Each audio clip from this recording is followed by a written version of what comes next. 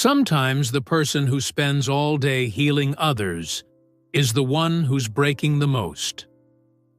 The fluorescent lights of Seattle Wellness Clinic hummed their mechanical song as Clara Bennington adjusted Mrs. Patterson's shoulder for the third time that hour. Her smile remained perfect, professional, warm, reassuring, even as her own shoulder blade sent sharp signals of protest up her neck. "You're doing great," Clara said, her voice steady despite the tremor in her hands. "Just 2 more sets." She was 33 and looked impeccable. Hair pulled back in a neat ponytail, posture textbook perfect, movements precise and controlled. To every patient who walked through those doors, Clara was the picture of competence. Inside, she was a house of cards in a windstorm. The stats told one story: 12 patients a day, 6 days a week, 0 sick days in 18 months. Her supervisor praised her. Her colleagues admired her. Her mother worried about her, though Clara always deflected with cheerful assurances. The truth told another: 4 hours of sleep most nights, meals eaten standing up between appointments, clinical notes typed at 2 a.m. because, if I don't finish them today, I'm behind. Her apartment was organized to military precision. Everything in its place, nothing allowed to be messy, because mess meant failure, and failure meant she wasn't enough. The breaking point announced itself on a Tuesday. Mr. Chen, 78, with post-stroke rehabilitation needs, was making excellent progress. Clara had him doing balance exercises on the foam pad. Routine, supervised, safe. She'd done this exact exercise with dozens of patients. But Clara's mind was elsewhere, split between Mr. Chen, the patient waiting in room 3, the insurance forms she'd forgotten to file, and the stabbing headache that had taken residence behind her right eye 3 days ago and refused to leave. Mr. Chen shifted his weight. His ankle wobbled. And Clara's body betrayed her. She saw him starting to fall, a slow, preventable stumble, but her muscles locked. For 3 eternal seconds, her nervous system simply stopped responding. By the time her training kicked in and she caught him, he'd already gone down to one knee. He wasn't hurt, just startled. But Clara was shattered. "I'm so sorry," she whispered, helping him up with hands that wouldn't stop shaking. "I should have. I was right there. I should have." "It's okay, dear," Mr. Chen said kindly. "These things happen." But they didn't. Not to Clara. Not to the perfect one. Not to the therapist who'd built her entire identity on never missing a detail, never making a mistake, never being less than excellent. She finished the session on autopilot, smiled through the next 4 appointments, and drove home with white knuckles gripping the steering wheel. That night, alone in her spotless apartment with the meal prep containers stacked in the fridge and the to-do list mocking her from the counter, Clara Bennington cried for the first time in 8 months. And in the silence that followed, one thought crystallized with terrifying clarity: "I'm breaking, and I don't know how to stop." The next morning, Clara tried to will herself back together. She arrived at work 30 minutes early, earlier than usual, and reorganized her treatment room. If she could just control the environment, maybe she could control the crumbling feeling inside. By noon, her supervisor, Janet, called her into the office. "Clara, sit down." "I'm fine, Janet. Yesterday was just 3 of your patients commented on your trembling hands this week. You're sleeping in your car between appointments. And yesterday, Linda found you staring at a wall for 10 minutes. Janet's voice was firm, but not unkind. "You're not fine. And I'm not asking. I'm telling you. 2 weeks. Minimum. Starting tomorrow." "I can't just—" "Yes, you can. Doctor's orders, which I'll get if you force me to." Janet slid a paper across the desk. Paid leave. The clinic will survive. The question is, will you? The words hit like a physical blow. Clara left the clinic that afternoon, carrying her personal items in a small box. Not fired, but somehow it felt like exile. Exile from the only place where she knew who she was. At home, panic set in differently. Without work, who was she? Without patients to care for, what was her purpose? The first day of leave, she tried to outrun the void. She deep-cleaned the apartment, reorganized her closet by color and season, answered every backlogged email, updated her certifications online. By 4 p.m., everything was done, and she still had 13 days left. The silence was suffocating. The second day, she attempted meditation apps, yoga videos, journaling prompts. None of it worked. Her mind was a hamster wheel that refused to stop spinning. You're wasting time. You should be productive. Everyone else is working. You're falling behind. You're lazy. You're weak. By day 3, Clara was staring at the ceiling at 3 a.m., chest tight with anxiety, wondering if this break was actually breaking her further. And then, on the morning of day 4, someone knocked on her door. Mrs. Doyle, her elderly neighbor from 4C, stood in the hallway holding a small envelope. Clara had helped her twice, once carrying groceries, once explaining how to use the building's new elevator card system. They'd exchanged pleasantries, but never much more. "Good morning, dear," Mrs. Doyle said with a smile that crinkled the corners of her eyes. "You've been such a help to me. I wanted to give you something." "Oh, you don't have to." "I insist." She pressed the envelope into Clara's hands, her grip surprisingly firm. "Open it when you're ready, not before."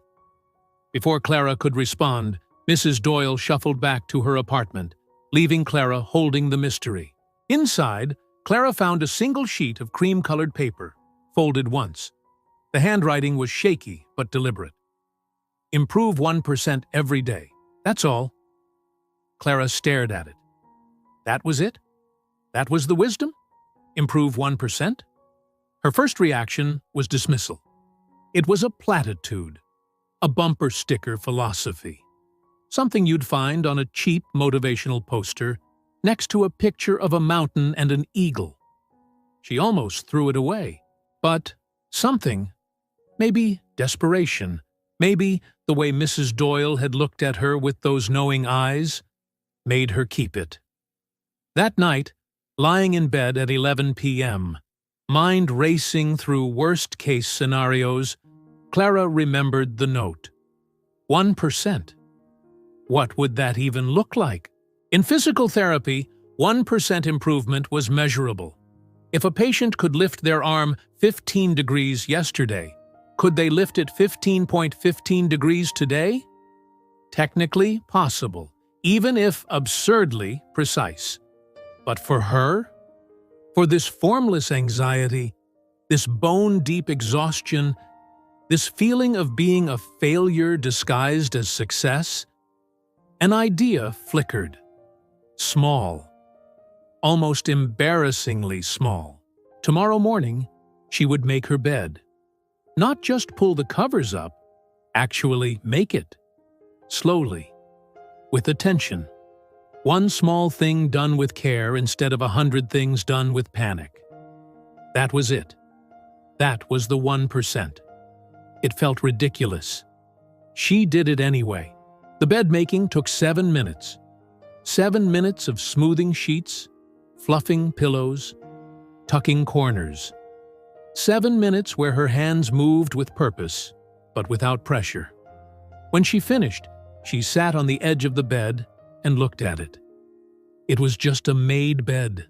Nothing profound, nothing life-changing. But for the first time in 72 hours, the hamster wheel had stopped spinning. The next morning, she made the bed again, and added something. Breakfast at the table, not standing at the counter. Phone face down. Just her, a bowl of oatmeal, and silence. 15 minutes total. 1% more attention to living instead of performing life. Day 3 of the experiment. She walked to the corner market without earbuds. Normally, she optimized every moment.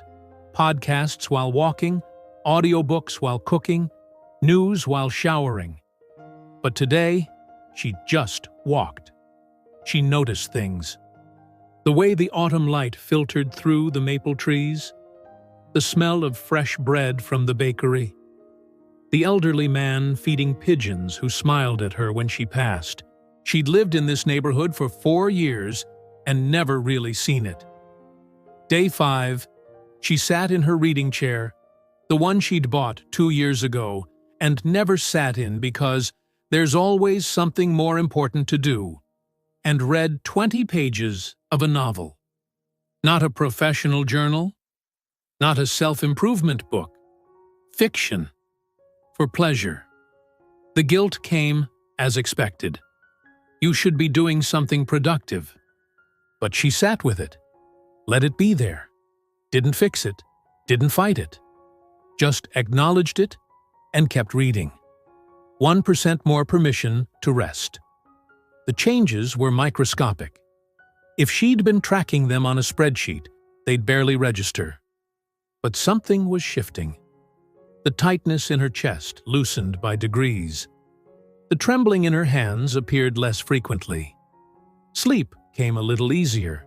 Mrs. Doyle's note remained on her nightstand, now slightly worn from being unfolded and refolded. Improve 1% every day. That's all. Clara began to understand. It wasn't about fixing everything. It wasn't about becoming a different person overnight. It wasn't about grand transformations or dramatic revelations. It was about tiny, consistent recalibration. 1 degree of course correction, repeated daily, until the destination changed completely. By day 9, Clara did something she hadn't done in 5 years. She sat on her apartment balcony with a cup of tea and did absolutely nothing for 30 minutes. No phone, no book, no plan. Just breathing. Just being. The world didn't end. Lightning didn't strike. Her value as a human being didn't evaporate. And in that stillness, a question formed. What if I've been measuring the wrong things all along? The 2 weeks ended. Clara returned to work. Janet watched her carefully that first morning. "How are you feeling?" "Better," Clara said, and meant it. But the real test came 3 hours into her shift. The schedule was packed. A new patient intake, 2 post-op shoulders, 1 chronic pain case, and a last-minute emergency squeeze-in. The old Clara would have thrived on the chaos, pushing harder, moving faster, proving her worth through volume.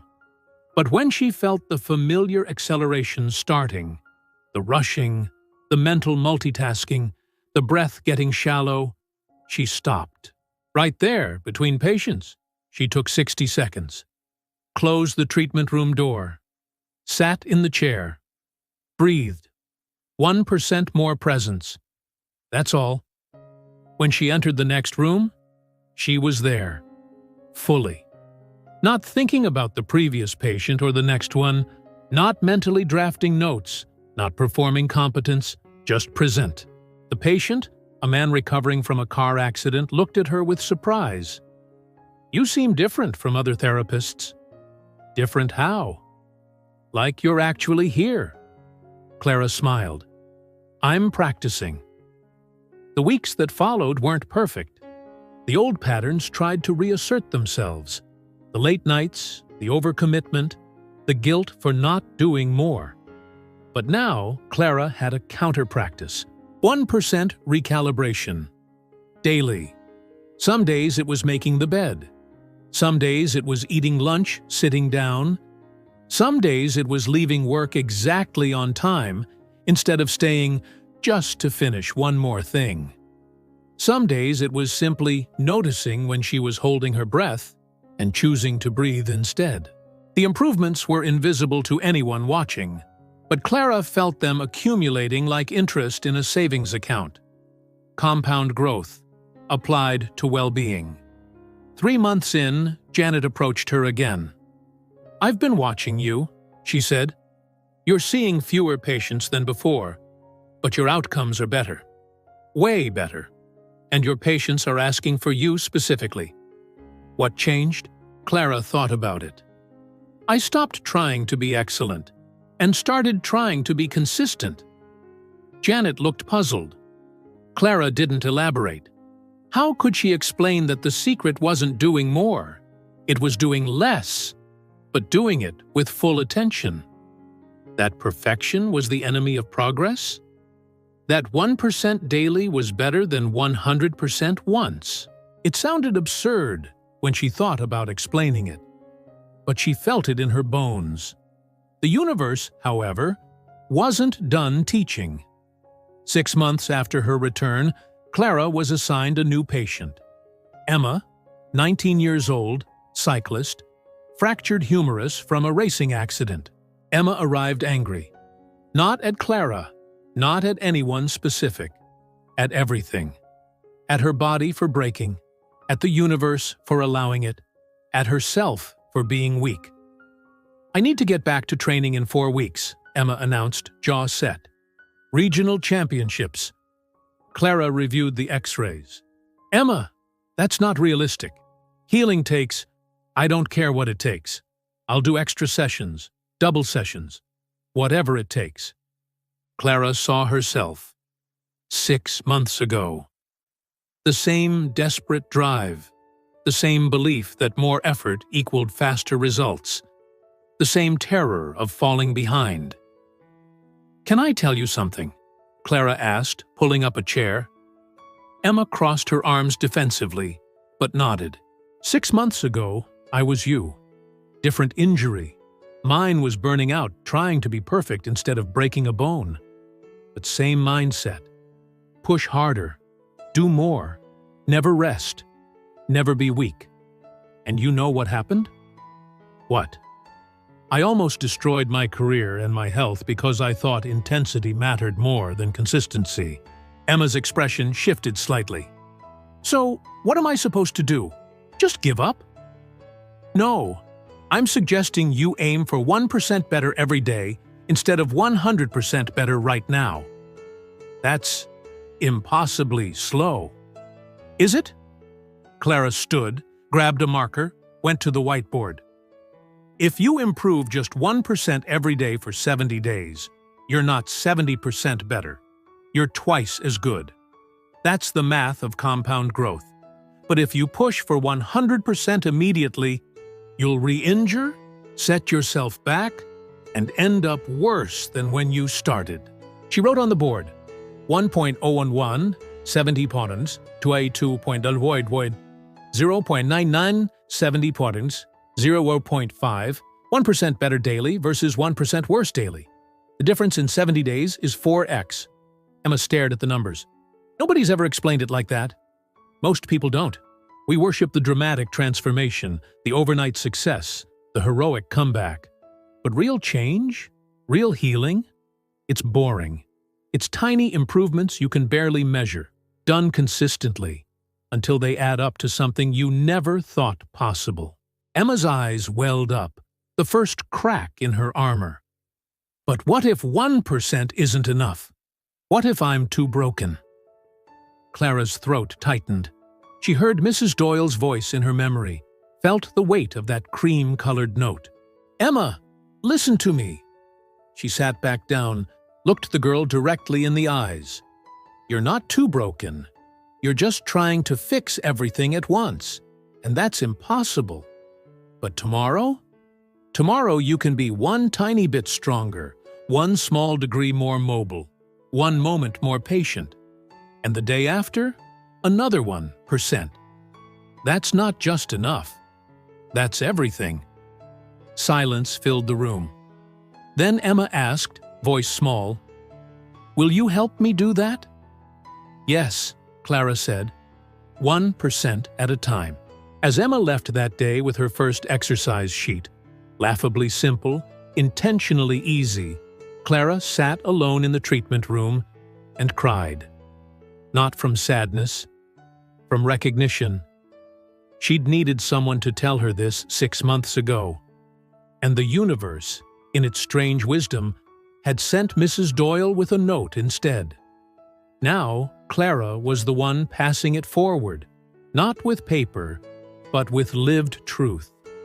The student had become the teacher by first becoming the student who actually learned. 18 months after her leave, Clara opened her own practice.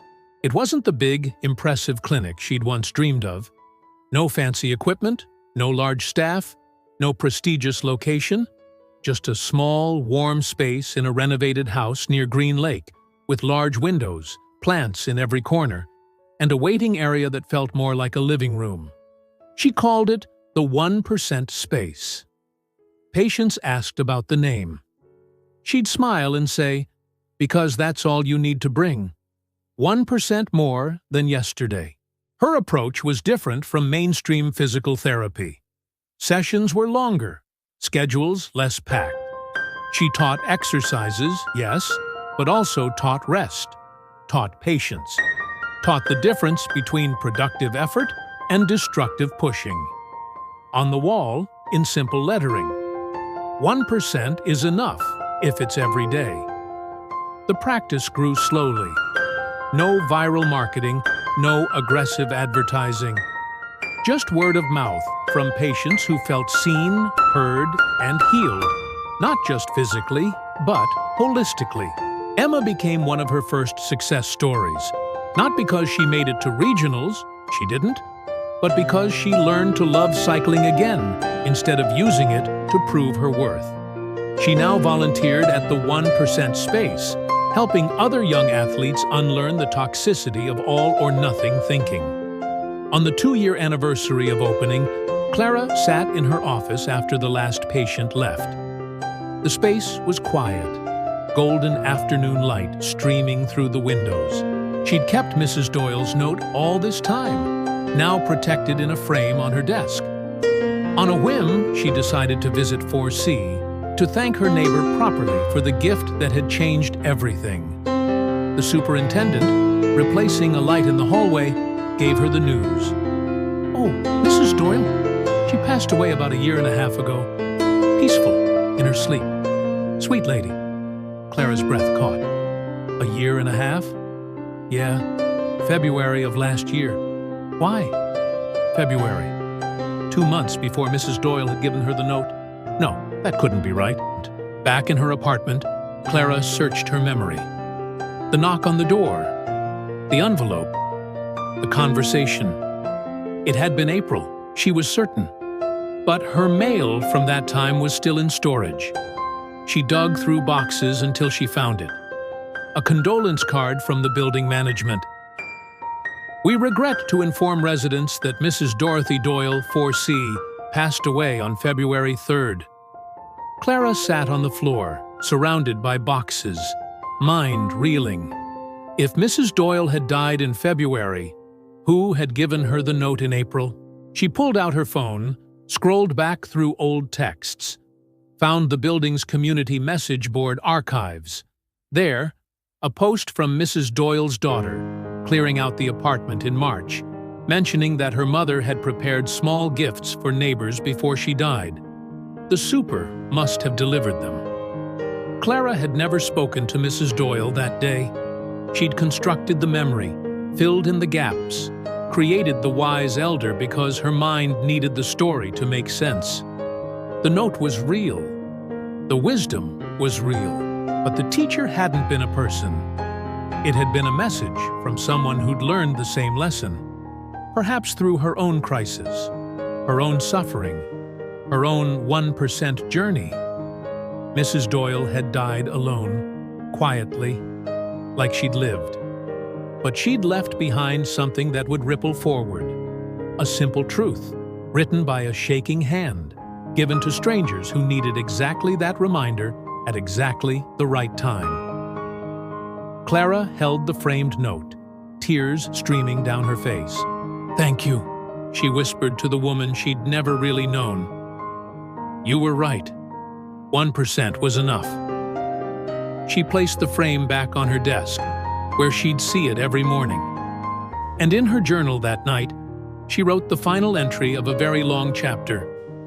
"I spent years believing I needed to be perfect. Then I spent months learning to be consistent. Now I know the truth. Perfection is the enemy of progress, and progress isn't about the destination. It's about direction.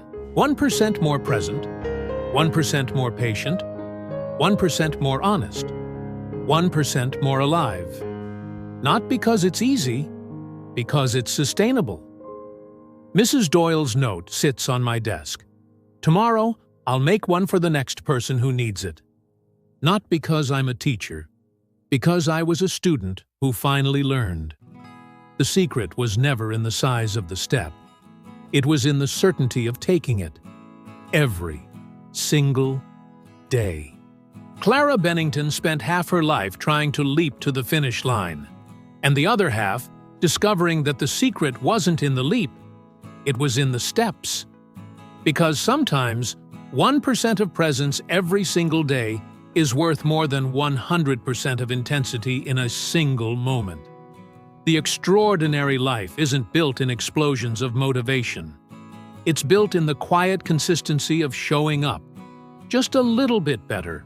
One more time. 1% is enough if you never stop. This story reminds us that transformation doesn't come from doing everything at once. It comes from doing one small thing, consistently, until the extraordinary becomes ordinary. Clara spent years chasing perfection through intensity, only to discover that true excellence lives in the quiet power of showing up. 1% better, every single day. What are you trying to perfect that you could simply improve by 1% today? Which area of your life needs less explosion and more evolution? What if the breakthrough you're desperate for is actually hidden in the smallest step you keep ignoring? If this story touched something real in you, type "progress" in the comments. Let me know you stayed until the end, and this message found you. Share what city you're watching from. Your presence might inspire someone else on their journey. Subscribe and hit the bell, because every week I share stories that transform how you see yourself and your struggles. Click the card on screen for another powerful story of transformation. And remember, your 1% today is worth more than your 100% someday.